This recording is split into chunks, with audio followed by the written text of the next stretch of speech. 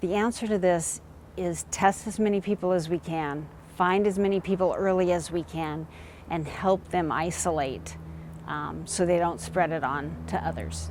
In the world of COVID-19 testing, there are two main types of tests, PCR and antigen. PCR is the original type of COVID-19 test we've had in the Rogue Valley since the beginning of the pandemic. It's done either by a nasal or saliva swab and is sent to various labs around the state. We have enough supplies that the PCRs that they're doing sometimes come back the same day, the next day, 3 days. In early July, it was 14-day turnaround on some of those PCRs, which just wasn't helpful. That's why Jackson County looked at alternative tests, like the antigen test, which is known for its quick turnaround. At the end of June, Jackson County helped Valley Immediate Care and La Clinica get thousands of antigen tests. This test takes 15 to 20 minutes, but is slightly less accurate than the PCR test. That's not something I want people to focus on.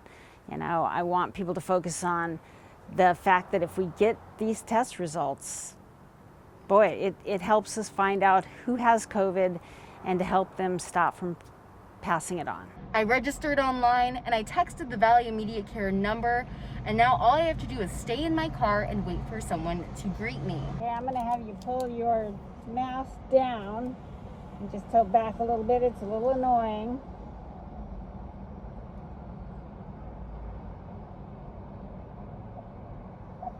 Okay.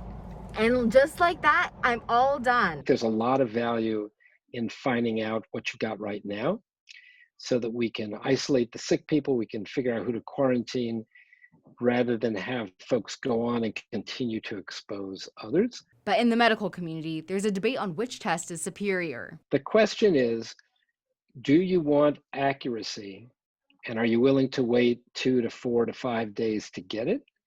Or do you want something that's a little less accurate, but you find out right now? Dr. Shame says in a perfect world, each community would have both. Jackson County Public Health has about 5,000 antigen tests. It plans to give them to various clinics soon to make testing more accessible. Everybody receiving them is going to have to think about how they're going to do the tests, how are they going to report to public health. There's processes that they need to set in place. That's what we're working on right now. In Medford, Katie Stripe, NBC5 News.